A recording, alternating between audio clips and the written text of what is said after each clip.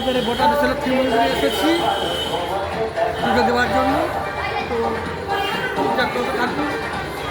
তো এই জায়গাটার নাম হচ্ছে বর্ধা বিশ্বলক্ষ্মী মন্দির। জায়গাটার নাম বর্ধা, বাট এই মন্দির খুব ফেমাস, অনেকে আসেন। তো আমি ঠাকুরের মুখটা এখানে দেখাবো।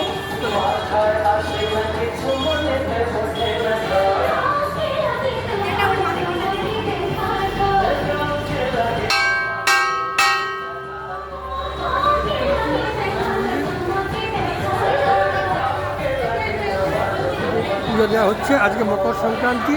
মকর সংক্রান্তি কেন্দ্র করে বহু লোকের আনাগোনা আপনারা দেখতে পাচ্ছেন, অনেকে আসছেন। এখানে আমরা মায়ের প্রসাদ খাবো। তো খুব সুন্দর লাগছে, খুব ভালো লাগছে। হ্যাঁ, কিছুক্ষণ থাকবো আমরা এখানে, আবার চলে যাব। তো খুব আনন্দ লাগছে। সে মা পূজা করতো দেখার জন্য অনেক দূর দেশ থেকে মায়ের কাছে অনেকেই আসেন। হ্যাঁ, পূর্ণ হয় প্রত্যেকের ব্রাহ্মণ ঠাকুর চলে গেল। তো এইভাবে আমরা এসেছি, আবার কিছুক্ষণ এখানে থাকবো। খুব ভালো লাগছে। তো এখানকার পরিবেশ দেখে মুগ্ধ হয়ে গেলাম। এত সুন্দর পরিবেশ এবং এ মা এত জাগ্রত।